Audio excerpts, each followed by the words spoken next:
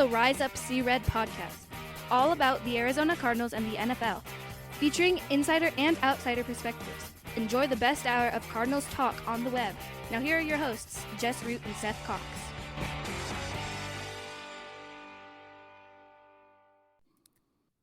Hello, Arizona Cardinals fans, and welcome to the latest edition of the Rise Up See Red podcast, the best hour of Cardinals talk on the web. I'm your host, Jess Root from CardsWire.com, the USA Today NFL Wire site that covers, yes, of course, your Arizona Cardinals. With me in this show, episode 475, recording on a Thursday night, is Seth Cox, my co-host from RevengeOfTheBirds.com, the SB Nation Arizona Cardinals site, and he is also one of the hosts of the original Draft Breakdown podcast. Seth, it is our preview, picks, predictions, and prop bets show as we are in week 7. This is an interesting week, right? Because it's not gonna happen, but Kyler Murray's on his way back, and that's not really what we're talking about this show. There is a part of me that would like the Cardinals to activate him this week and to give him make him start. He starts at quarterback and gets 2 series like in the preseason, then before turning it over to Josh Dobbs. There's a part of me that would love to see that happen. I don't think it's going to happen. Jonathan Gannon all but said that Kyler's not playing. Well, he's definitely not starting, but being said that Dobbs bouncing back, I say he's gonna come back and he's gonna play well against Seattle. If he's saying that Dobbs is playing, that means he's starting. But the fact that the clock has started officially, I'm excited. But that's not what we're gonna talk about, Seth. But how excited are you? Has anything changed? You get Buddha designated for return. You've got Kyler designated to return. Does it feel like to you that we're moving into kind of the next phase? Yeah, it does, and it feels like you said. It's exciting. It is kind of what we were hoping to get to. We knew it wasn't going to be sooner, but we also knew it wasn't going to be later, barring any setbacks. So it was just a continuation of waiting. And that was kind of the worst part, because I feel like both you and I knew that there was more and better coming, but it just feels like it was taking so long to get there. And like you said, it's still not here, but the light's kind of at the end of the tunnel finally, right? Yeah, and that's where we're at. Seattle week on the road against the Seahawks, who are 3-2, have already had their bye, played the Cincinnati Bengals last weekend, and we're the second team after the Bengals found themselves. It was an ugly game, but the Bengals came away with a 17-13 win. In this edition of the show, this is our preview predictions and prop bets show, which means we're going to go over. We're going to look ahead. We're going to look at the Seattle Seahawks. We're going to talk about keys and matchups that we're looking forward to, and then we're going to make our predictions and talk about prop bets. And I do have a third show lined up, so the bonus episode. I wasn't able to get one lined up last week, but Tim Weaver, Seahawks Wire managing editor, I will have that show dropping on Saturday morning, and so you'll get our preview, and then you also get a preview from the perspective and predictions from the other side of the opponent's side. So Seth, let's get started with the Seahawks, a team that is 3-2.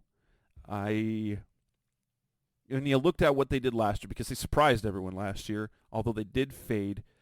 This is, although I'm not sure, as I look at this team and look over the games that they played, I'm not sure exactly what the team is per se, because they've had inconsistencies on both sides of the ball. But if there's anything we know about that, they are and will be in the playoff hunt, it feels like, all year, because they have some good offensive play, they have some good defensive play, and then sometimes they're bad on both sides of the ball. Well, and it's really interesting because I don't know how to explain it. I mean, the easy way is they're a complete 180 from what they were last year defensively, which is baffling. The more fun way to put it is they're like the wrong way mirror of what they were last year. I mean, you look last year, this is a team that couldn't stop you and I running the football. They were 30th, I believe, in yards allowed, 26th in yards per. I mean, they almost allowed 5 yards per carry last year. They were so bad against the run, and then they were slightly better than average against the pass. I mean, 15th in net yard per average, 13th in yards allowed, 10th, and then they had a bunch of interceptions. And then this year, it's completely flipped. It's literally the polar opposite. They are 5th in yards, 1st in yards allowed, rushing 3.2 yards per carry, and 28th in yards allowed in passing. Like, what is going on? And then, you look at their offense. Geno's obviously regressed after a career year. Well, right. And he looks closer. I guess it's not like he fell off in the second half last year. He did.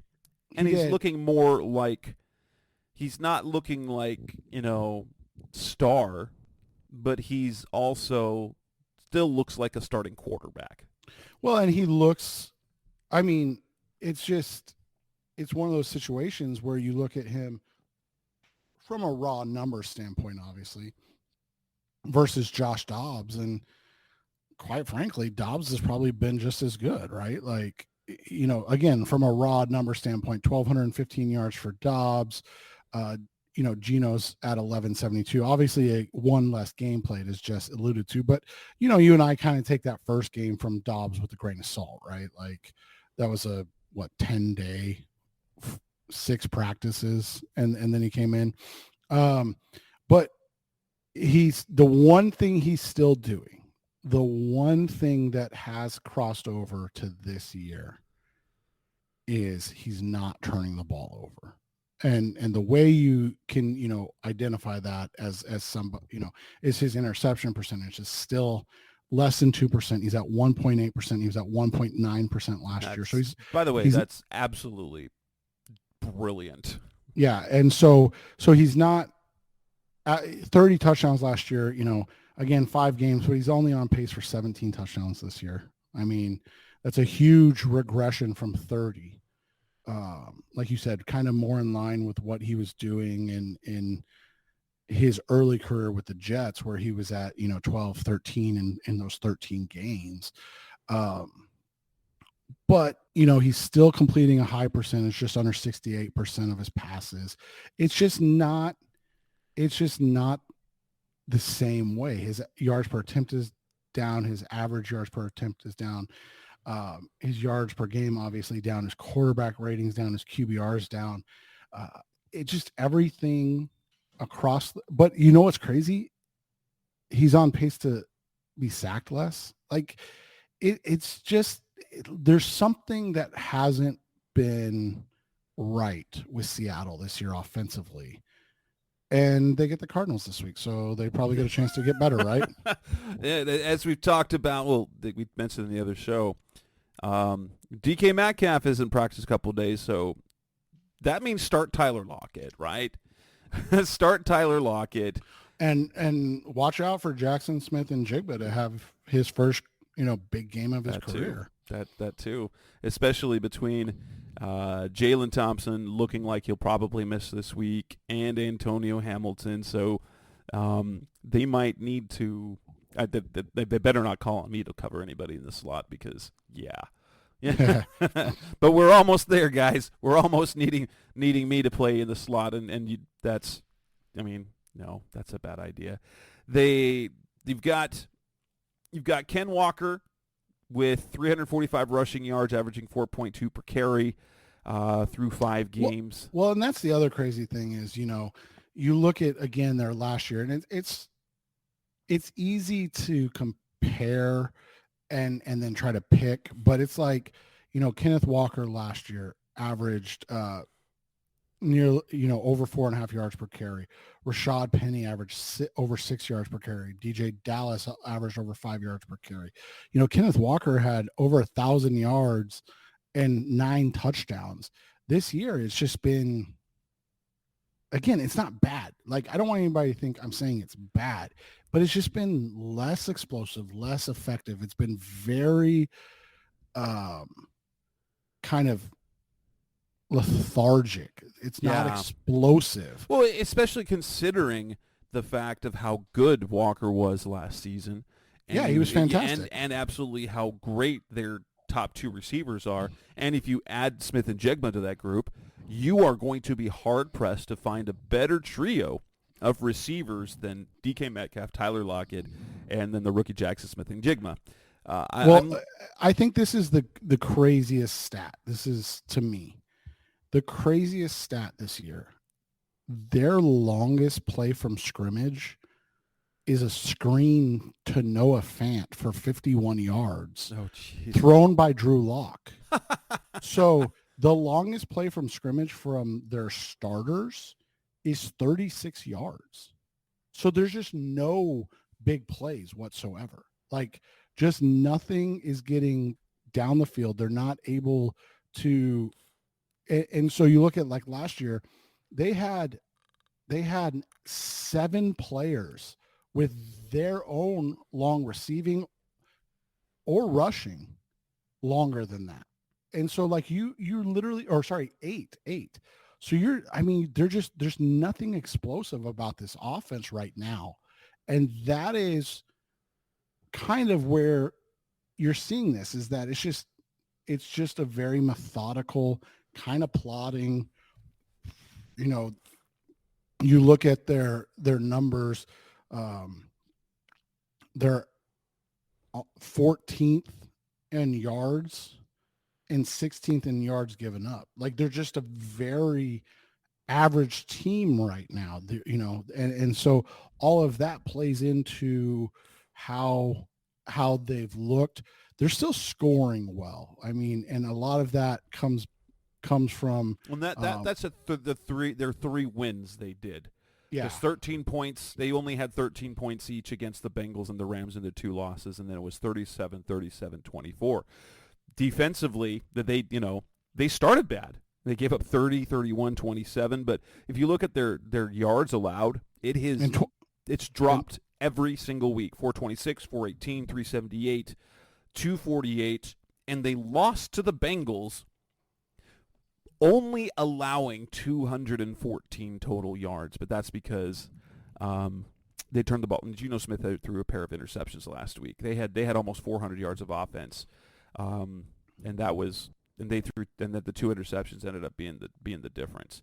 But yeah, that defense has just been, it's steadily gotten better. Now, granted, I mean, say what you want. I mean, they sort of basically, what they did, what defensively, when they got right. It was against the Giants. Right. It was against the Giants. And the truth is, the Bengals offensively have been, we look at that. Now, granted, they lost to the Bengals. The Bengals have looked abysmal offensively, except against the Cardinals, much like the Giants. And so, shocking. Yeah.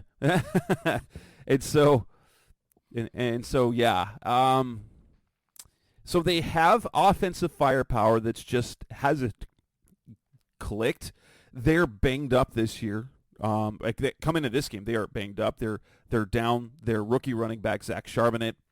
They're down. Well, it looks like Evan Brown will probably be out, but their entire starting offensive line is on the injury report. Although it probably looks like just the center will be out. DK's missed 2 days of practice. Don't know what that means for Seattle because he's a guy. For him, it usually doesn't mean anything. But he's also been a guy that hasn't been as effective this year. He's been the last couple. He's been banged up. His body type and style, it's starting to, as dynamic as he can be. I think it's starting to affect him. Like from the receiver position, kind of like George Kittle. Like his production's gone down. He's still a very, very good player and can do other things like in the blocking game, but his like 1,400-yard years appear to be done. You know who DK kind of reminds me of? Who? David Boston. Oh, yeah, very much so. You look at that, obviously the rookie year wasn't as dynamic for David, but over 1,100 yards his second year, almost 1,600 yards, first team All-Pro his third year, and then the freak athleticism, body type, body size. That's a good comp right there. Yeah, and so it's just, and DK did it for 4 years. He was able to put up 4,000 yards over his first 4 years, but now you're starting to see that 337 yards in 5 games. That's just not very DK Metcalf like. Like that's just not what we're used to seeing from him. And so we'll see how it breaks down and where he ends up this season. But when he's able to play his snaps, he's still really effective. He's just not, he just hasn't been as dynamic as you would expect from a guy that looked like he was going to be, the next Calvin Johnson after his second year. Defensively, though, and something I really like looking at here is they're not like at the top of sacks, but they've got 19 sacks. They have 10 different players that have sacks, and 1, 2, 3, 4, 5, 6, 7 who have multiple sacks. They've got Boye Mafe with 3 sacks. You've got Jaron Reed with 3 sacks, doing a fantastic job. Oh, and that run defense, they brought back Bobby Wagner. They brought back Jaron Reed. They signed Draymond Jones. That's huge. And then the fact that they got Uchenna Nwosu, who's a very underrated player as well, especially when it comes to. But yeah, they've got Mafe and Reed with 3 sacks each. They've got Draymond. They've got Nwosu. They've got Jordan Brooks and Bobby Wagner, and also Devon Witherspoon, the first-round rookie with 2 sacks each. And that's on top of, then they've got that secondary, their cornerbacks. That's a very talented group. Now, Tariq Woolen, now known as Reek Woolen, we saw how fantastic he was as a rookie. Devon Witherspoon is a stud coming out of college. Like, obviously he's still a rookie. And they're managing to do this with Jamal Adams still being useless so far. Yeah, and it's one of those situations that they just, like you said, they have a lot of talent, and some of it's luck, right? You mentioned Tariq Woolen, a guy that was a 5th round pick. Like him turning into a really good player has helped, right? It's not something you can bank on that you get a 5th round kid that ends up being a high level starter. Julian Love, their safety, was a free agent they signed, but he was a 4th round pick by the New York Giants. He's playing really well in this defense. Obviously Quandre Diggs has been really good for them for the last couple seasons, but even a guy like Trey Brown, right? Like their secondary is a bunch of 4th, 5th round guys that have just stepped up. But like we were talking about, it's their run defense this year and how much better they're playing behind or in front of Bobby Wagner and Jordan Brooks and giving them chances. And like you said, Uchenna Nwosu is probably their best pass rusher now. And he's only got 2 sacks. I mean, I know Jaron Reed, I think, leads the team, right? And Boye Mafe is really coming into his own, but they just do a lot of different things. I mean, Devon Witherspoon's tied for 2nd on the team with 2 sacks. Like they just do a lot of different things with a lot of different players, and it creates havoc. And the interesting thing is that from a points against, they're second half of the league. I mean, 18th in points against, but like you said, their last 2 games, they've allowed less than 250 yards to the Giants and the Bengals. And it's really been, again, their ability to force turnovers. I mean, their win over the Lions only lost this year. They forced 3 turnovers. Their win over the Giants, they forced 3 turnovers. Even in their loss to Cincy, where it was a really close game, they forced a turnover. That they just didn't win the turnover battle in that game, and that's why they lost, right? And the only game that they've lost the turnover battle other than that was against the Carolina Panthers, and that's the only reason the Panthers scored 27 points, because they helped them out a little bit. So it's just one of those situations where you look at it that they're doing enough defensively, whereas you look at what the Cardinals are, we know that their defense is going to struggle, but they just can't do enough offensively to give their defense a break and help them out. And that's kind of what the issue's been, and what this game is really going to come down to. Coming up next on the Rise Up Seattle podcast, the best Cardinals talk on the web. It's time to move to our another preview section, but this is where we talk about matchups and keys to this game. That's coming up next on Rise Up Seattle. We're back on the Rise Up Seattle podcast, best of Cardinals talk on the web. Keys and matchups. The matchups one's a little bit tough. If we can talk some matchups. The one that we're going to have to look at, obviously, is at the receiver position, because the Cardinals secondary, even if they get Budda Baker back, they're not in a happy place when it comes to their defenders. Jalen Thompson, who plays in the slot, looks like he's going to be out probably. Antonio Hamilton, their backup slot, he's missed 2 days with a groin, probably not going to be able to play. So it's going to be interesting to see what their plan is in the slot. I'm assuming Garrett Williams comes back this game, is going to have a role of some sort. If I had to guess, that we're going to see Marco and Keitrell.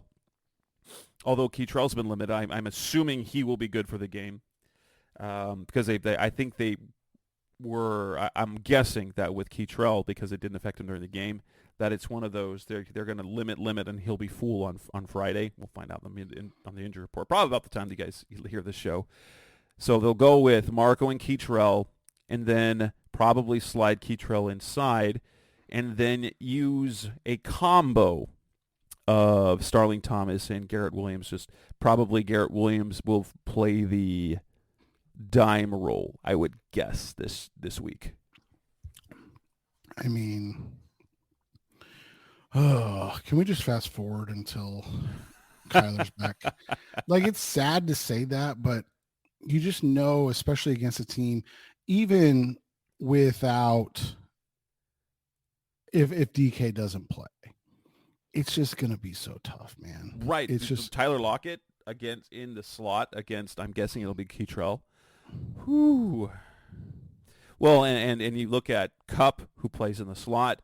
Jamar Chase played a little bit in the slot, which is what kind of got them into trouble. That's going to be a tough matchup. And then if DK plays, DK and Marco, watch out for that one. Although I think, you know what I bet? I bet Marco. I bet they both pick up 2 penalties in the game.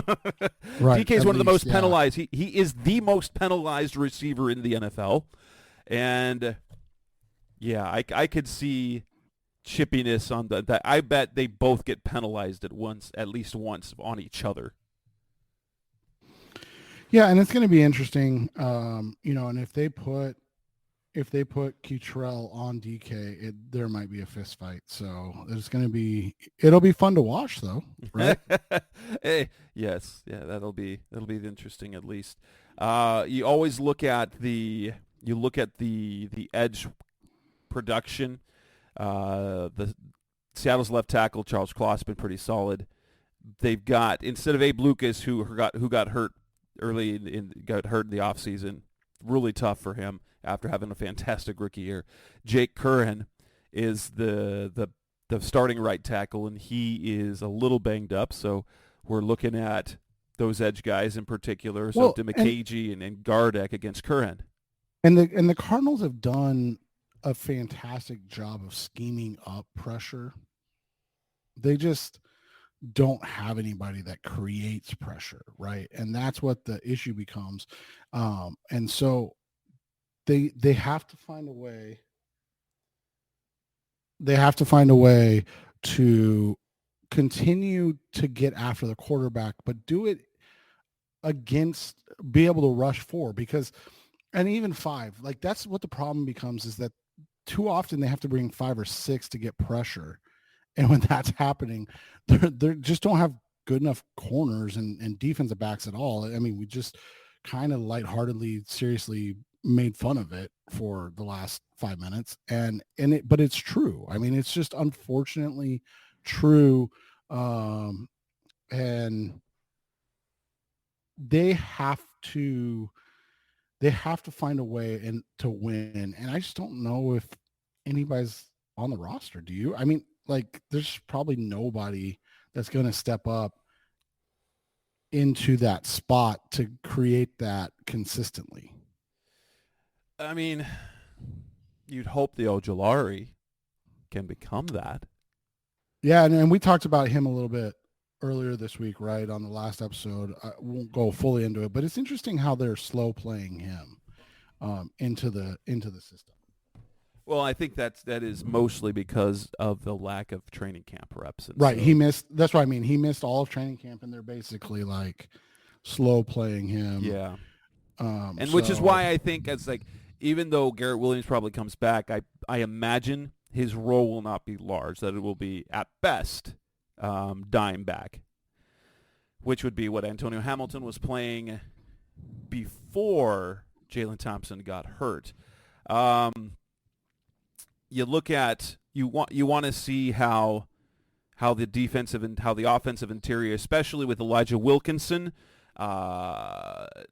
If I had to guess, because he had a neck injury pop up where he did not practice at all on Thursday, which means we could be seeing Dennis Daly in the lineup.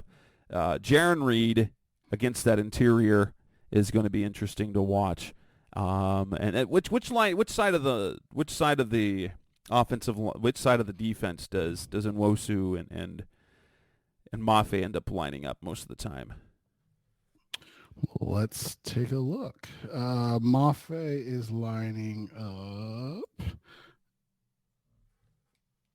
He's playing both outside linebacker spots, so he's rotating pretty steadily. 84 on the right, 74 on the left, so pretty much either side. Let's see where. So I'm guessing Nwosu's doing the same, unless he just doesn't come off the field. Nwosu 113 to 96. So yeah, it's basically they just so maybe it's a strength thing. We'd have to really break it down to see that. So maybe one of them's playing on the strong side where the tight end lines up. Yeah. Yeah. So that's what I'm guessing. And like I said, we're guessing, but when it's a 50-50 split like that, or near 50-50 split like that, it probably means they're lining up to the initial strength of the defense or offense, excuse me. Looking at potential keys, I think. Do you think, I was going to ask you real quick. Yeah. I mean, because we mentioned him. He's been kind of a revelation this year in his second stint there.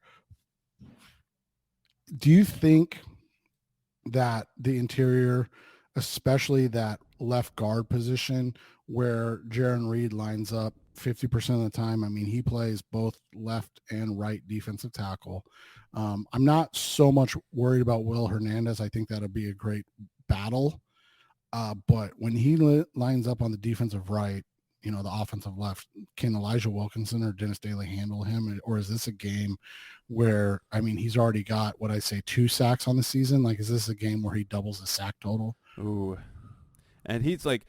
he's got 3 on the season. So, I mean, and that's nearly a career high for him. He had the one anomaly year, didn't he have? Yeah, like 10 and a half. 10 and a half sacks.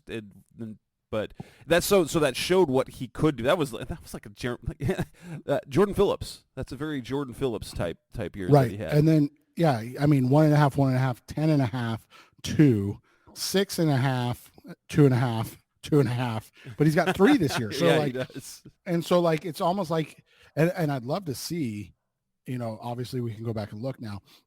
I'd love to see what games those sacks were. Were they against the Cardinals? Because that's the 2018 Cardinals. I mean, that is a bad team.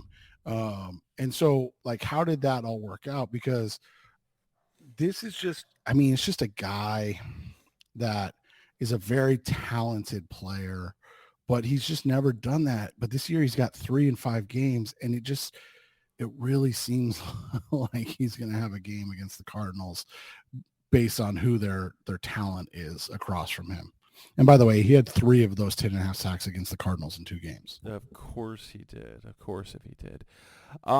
Keys. I think key number 1, I mean, obviously we say this every week. They can't turn the ball over. They're not that good on offense to be able to survive turnovers. But the only semblance of success the Cardinals has if they start quickly. They can't just get field goals. Like you can't expect to be 9-6 at halftime. They have to score points early, and looking at Seattle's games, so they've given up 30 points twice, and they gave up 27 to Andy Dalton and the Panthers. Bryce Young was out that game, and their defense has looked tremendous, but against abysmal offenses.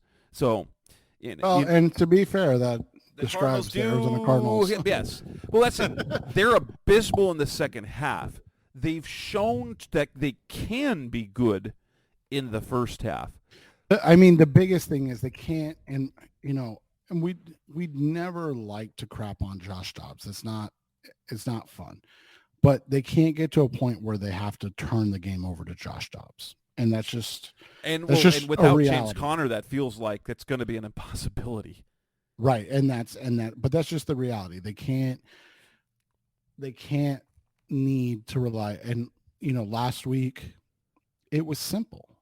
Josh Dobbs missed 2 throws that if he hits the Cardinals probably lose that game. They probably lose that game 26, but they lose that game 26-23 or 21 or something like that. They get the backdoor cover that right. that Seth was looking for. But instead, he just misses 2. And so that's what you can't have because, like we said before, unfortunately, that's just who Josh Dobbs is. It's not a shot at Dobbs. It's not like a hateful thing at Dobbs. It's not a negative thing about Dobbs. That's just who he is. He's just not a guy that is able to make those plays consistently. And so when you're looking at it and, you go down the list, right? You look at it, they get the ball to start an 8-play, 38-yard drive that results in a 900-yard field goal or whatever it was. And that, yes. 55-yard field goal. And then they get a stop and you're like, okay, that's not bad. And then they get 40 yards, but they have to punt. Well, they get 40 yards because they miss a throw. And it's like, you just can't have that. You're not good enough. And perfection is unfair, right? Like it's just because it's not realistic. But the reality is if they don't do things perfectly, they're not good enough to miss opportunities. And so that's what the perfection is. The perfection isn't that like you have to get every block, you have to make every tackle, you have to, but when you have open opportunities, you have to hit them. And that's the key. Like you said, don't turn the ball over. Don't put your quarterback in a position where he's got to make throws that he's just not capable of making. And then when you have throws that you should be able to make, you have to hit them. You have to make those throws because that keeps you ahead of things and that allows you the opportunity to make plays. And you can look at this game against the Rams and it can be a precursor or hopefully a way to clean things up. But, you look at that second drive against the Rams, it's 3rd and 2 and Dobbs takes a 13-yard sack. 3rd and 2, and then you're in 4th and 15. He was at the LA 40. Like they're in go for it territory, and he takes a 13-yard sack. Like that's just unacceptable. And so those are, whether it's turnovers or large negative plays, that's what they can't have in this game if they just want to compete. Yeah, they got to score. They got to protect the ball. There's one stat. Okay, this is one thing defensive that's got to change. Do you remember that the first 3 games of the season, they had 23 pass breakups or passes defense, as they like. Basically, they got their hands on 23 passes in the first 3 games of the season, which I think was second in the league. You know how many pass breakups they had in the last 3 games? As many as you and I. Right? One. They have one. Oh, because they get the one interception. They got the one interception, which counts as a pass defense. They've had one in the last 3 games. You can't do that. And by the way, no way to win games or have any sort of success defensively. And if you look at the last 3 games, they were just carved up with the pass game. And even the one they got was a guy that tripped. It wasn't like they made a play on the ball. Like it was more like right place, right time. Yeah, but that goes back to the other thing of like who that we talked about earlier, who can win up front to cause I get it. Their secondary is bad. I truly understand that. But at the same time, like you gotta give your team a little something. Like you gotta bring some pressure or give them a little something. Because it was something that was just so promising through the first 3 games, is they were flying to the ball, they were getting their hands on the football, and I guess if I haven't addressed this, they're not flying to the football with the same intensity right now. No, and they're not. And, obviously Matthew Stafford's one of the best passers in the game. I mean, he just is. But here's the thing. 28 dropbacks. He was only pressured 10 times. That's, you're not gonna win on that. And then the crazy thing, his time to throw when he was under pressure was over 3 seconds. Oh man. So it was always late pressure, which means what? Somebody's getting open after 3 seconds. And so that's what the problem becomes, is that they're just not getting fast pressure. Now, again, fantastic. 18 of Stafford's attempts came out in less than 2 seconds. Like he was getting rid of the ball quickly. That's just what he and Sean McVay do. They're just fantastic at it. And a lot of it was right in the middle, short of the field, right? But when you look at it, this guy or these guys have to find a way to get pressure on the quarterback. They have to, because if they don't, then we already know they're not good in terms of coverage. But when they have to cover for 3 seconds, they're definitely not going to be good. And so that, it just comes back to pressure and creating pressure and winning with 4 or 5 guys and not having to manufacture with 6, because the sacks in situations look good, but it's not the 28 dropbacks. It's the 24 attempts that are really, really easy, right? Yeah, it's so difficult. And it feels like if you've been listening to this season, this has been a roller coaster, because we went from, they're going to be bad, but I don't think they're going to be that bad. Oh my goodness, they're actually not that bad.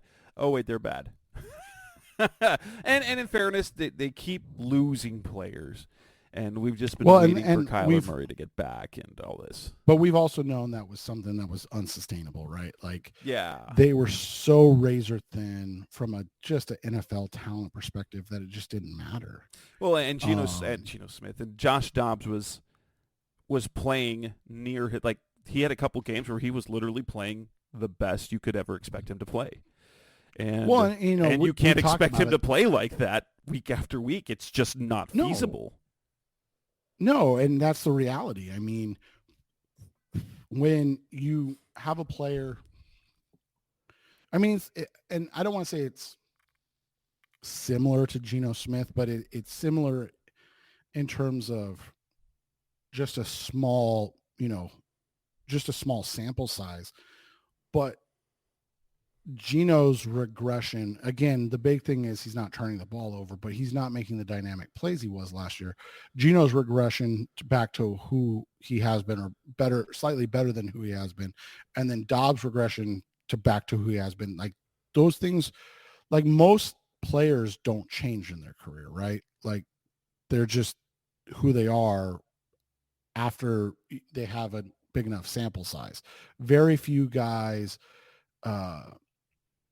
redefine themselves in their career. I mean, I'm trying to think of one that really, I mean, maybe Doug Flutie, like a guy that just didn't make it and kind of bounced around and then had a nice, career kind of at the tail end. But most guys don't do that. I mean, you have to go say back Kurt a Warner, ways but to like Rich Gannon. Gannon's a great one, but yeah, most people say Kurt Warner. It's like, no, he never got a chance. And then when he got a chance, he took advantage. Yeah. Well, because he was great. He was great. Like he started, like he got his first playing time, MVP. Then it looked like he was wasting away, and then he got another chance, and he was great again. So, yeah, there's been a few flash in the pan type, but this is I'm going back a long time. Steve Berline, guy that was a quarterback starter for the Cardinals in the early '90s, for the Panthers ended up having a Pro Bowl year. But these are guys that have flashed the pans. Chris Chandler developed into a, he took the Falcons to the Super Bowl. But no, quarterbacks tend to be who they are, and if they flash, it's not for an entire season. Right.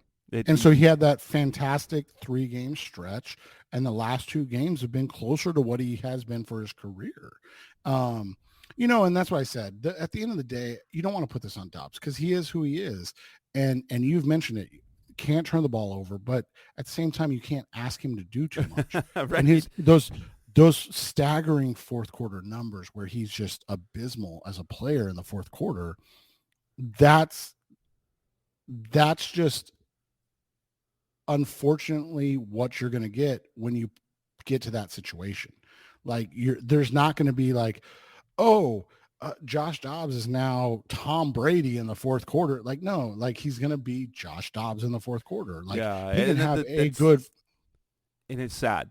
Like no James Conner is kind of the way to protect Josh Dobbs is to have a runner like James Conner, and yeah, you've got Keontae Ingram, Damon Williams, and Imari Mercado. That's not promising. That's just no, tough. Not at all. Like you might be able to piece together a running game with them, but that is different than having a James Conner finishing the game. It really is. 100. It 100% is. Coming up next on the Rise of Seattle podcast, Mr. Cardinals Talk on the Web. Let's talk about, so let's make our predictions and prop bets to talk about. That's coming up next on Rise of Seattle. We're back on the Rise of Seattle podcast, Best Ever Cardinals Talk on the Web. What do we think is going to happen in this game? And first, let's talk prop bets, and then we'll make our predictions, I guess. And then I guess kind of what we're going to, our prop bet predictions will sort of give away what we think the final outcome will end up being. So for my best bet, like a bet to make for every team this week, and I looked into this a little bit, so I'm gonna go with the trend, especially after how they fell apart the last couple of weeks in the second half. I said take the first half money line on the Cardinals. That's been a good play. The full game money line is plus 280, but look, the Cardinals are plus 210. They're plus 210 on the first half money line. They're 4-2. They've won the first half 4 times. The Seahawks have been trailing at half. They've trailed at halftime 3 times out of their 5 games, and so I like that. The Seahawks then turn things on the second half, which jives with the Cardinals and their 98-30 second half deficit. But I do like the first half money line for the Cardinals at plus 210. Plus, that's really good money. Yeah, and to kind of piggyback off a plus money sentiment, I really like Kenneth Walker's rushing yards, which is 71.5, I actually think you should take the alternate rushing yards, and I would be comfortable taking 120 plus rushing yards. But if you're a little nervous, take him over 100 rushing yards. It's plus 235. And the Cardinals have given up in the last. They gave up 158 to Kyron Williams, 108 to Christian McCaffrey, and 122 to Tony Pollard in the last 4 games. Yeah, and even Joe Mixon had 81 in that game. So, you look at it, it's probably going to be, they're probably going to be able to run the ball again at will. So I would be very comfortable with Walker over 100 plus yards. That's a good one. They've got Dobbs at over 22.5 for the rushing. I think that is 2 weeks ago we've had that, but Dobbs in the run game is going to be necessary, especially because he does get himself out of some trouble that way. I'd say take Dobbs over the 22.5 for certain at minus 110, which is, that's a normal 50-50 type situation. But you look at the quarterback props, passing yards, I don't touch the passing yards. That's too, I don't know. It lends itself too much to the Cardinals getting behind and then be able to run the ball. It really does. I mean, if you want to look at Dobbs' numbers in the passing game, he has over 225 in only 2 games. He barely cleared that against the Giants with 228, and then he had 257 against the 49ers. But he's been under 200 yards just as often as he's been over 200 yards. So it's not that 218.5 number is not a number that you really want to play with. That's just, Jess is right on this. Both of these numbers are sucker bets because we just don't know how game flow is going to come out and how it's going to look. And here's one that Jess and I love every week. And they're not offering it on DraftKings. So if you've got it on BetMGM, let me know. There's no kicking props this week. There's no kicking props this week, baby. So they've figured out the Arizona Cardinals are where bettors go to make money off of kicking props because they have been crushing. Let me ask you this one. So we talked about what they've done in terms of passing, but at the same time, the Seahawks pass defense, not been great. They've got good players. In the last 2 weeks, as you mentioned, they've really turned it on. 168 yards by the Bengals, 136 yards passing by the New York Football Giants. But those numbers, you say, oh, those are eye-popping, but then you have to remember the context. The Giants have just been terrible except for 2 quarters against the Cardinals, and the Bengals have been terrible except for 4 quarters against the Cardinals. And so you look at Marquise Brown's number in this game. His over-under right now is 55.5. He only had 34 last week. Should have had a gazillion. Yards. On 11 targets. By the way, the last 3 games, Marquise Brown has 31 targets. I get people saying trade him, but where are you going to go with the football? 31 targets is absurd. You can't trade him unless you're getting a higher than a 3rd round pick, which you probably would get in a compensatory return if he signs elsewhere. So what I wanted to ask was his 55.5.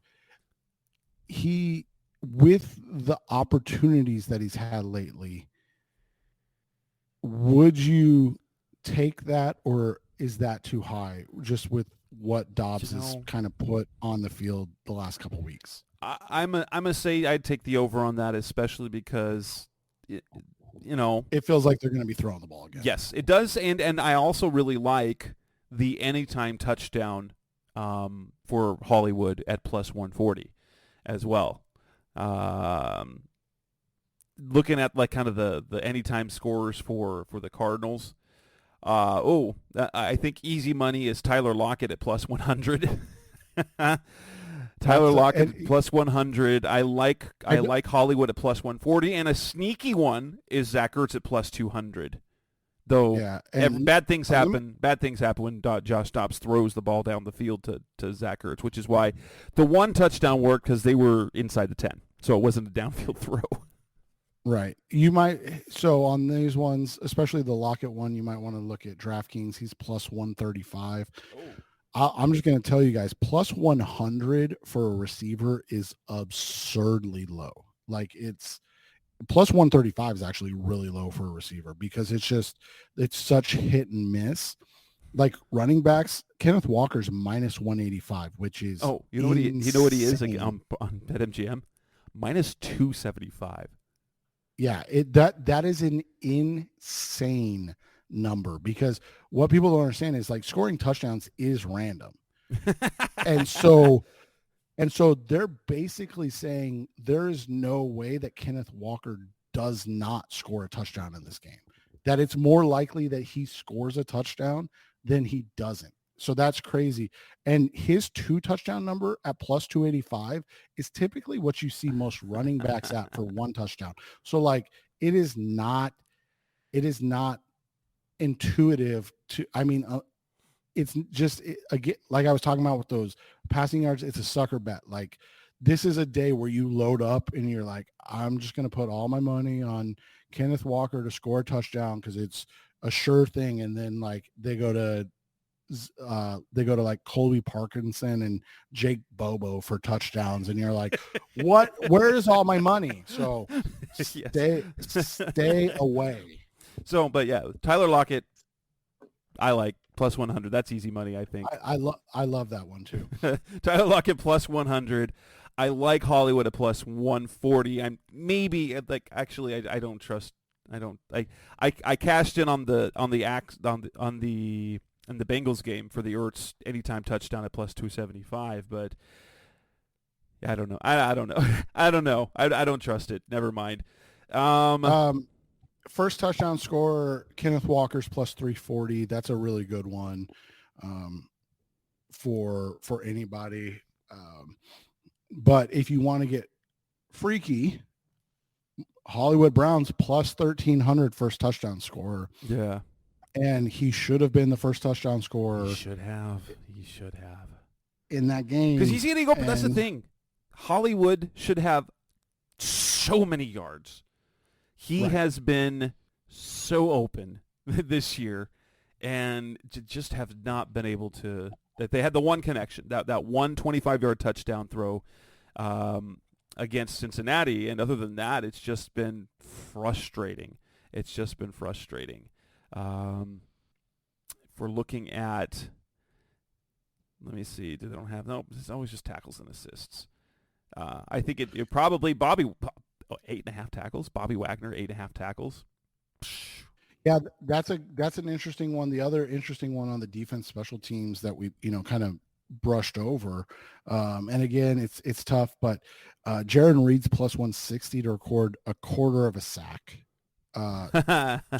So I would take Jaron Reed. That's plus money. That's a good bet. The other one I would take is they don't have our man Gardeck on here. Okay. But they do have Dimakaji and Zaven Collins at pretty good plus money. Those are all bets that I like in this game. Again, it's just half a sack, so they a share of a sack. That's here's an easy one. Mark, this is for tackles. Marco Wilson over 4.5 because he's being targeted so much. Yeah, like he had 5 tackles last week. He had 11. So he's passed. So he's had 5 or more tackles in 4 of 6 games this year. Yeah, and he's is that tackles and assists or solo tackles? Let me see. That's for That's DraftKings. tackles and assists. Tackles and assists. Yeah. So make sure you take the right one. If you're on DraftKings, they have a solo tackle and a tackles plus assists. So just make sure you take the right one because you can bet assist tackles on BetMGM. Who? What? Yeah, don't bet that ever. You can do that ever. Yeah, you can do that here too. So, so I like that bet as well. I think that's a smart one. Let me see. Anything else worth doing? So with that, let's go with the predictions. Let me hear yours, kind of how it plays out and what the final score you think it is.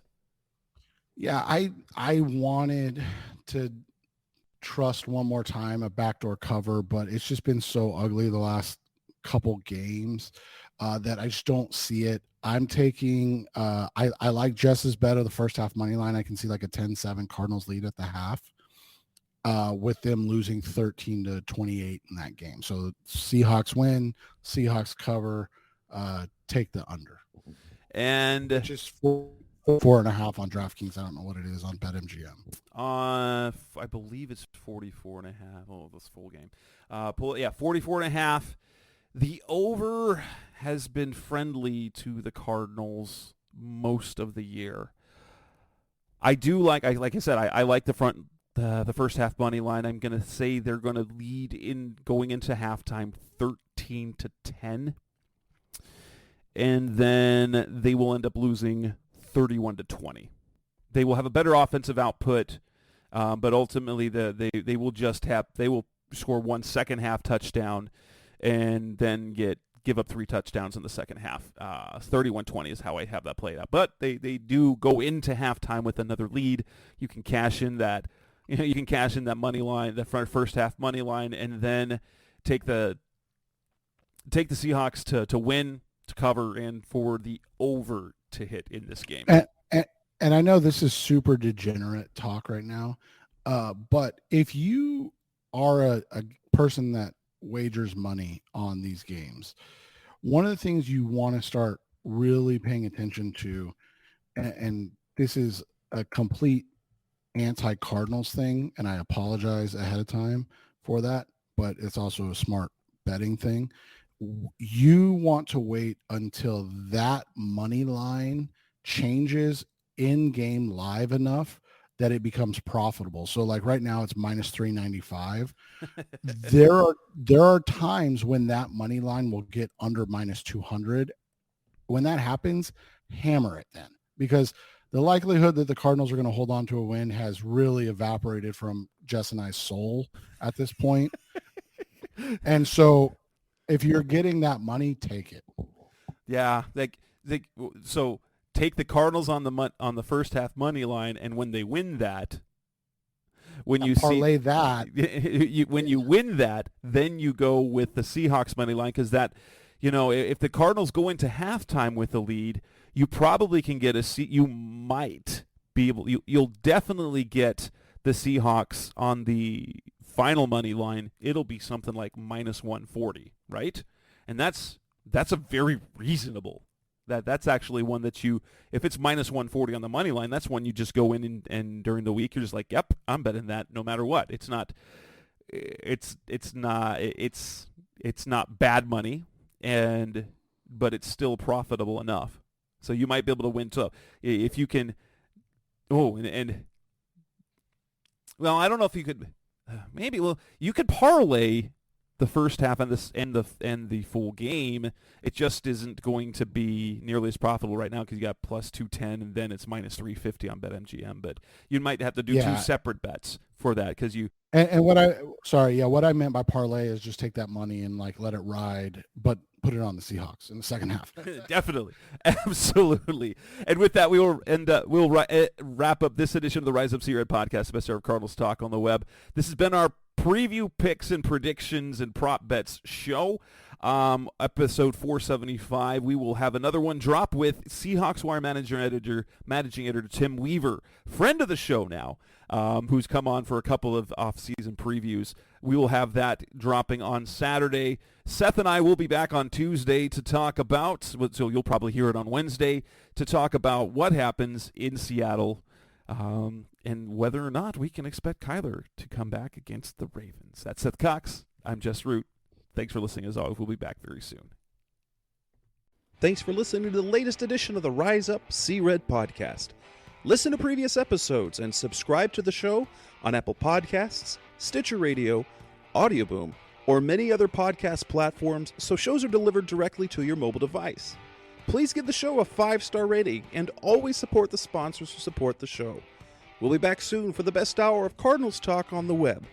Rise up, Red Sea, be Red, See Red, and of course, Rise Up, See Red.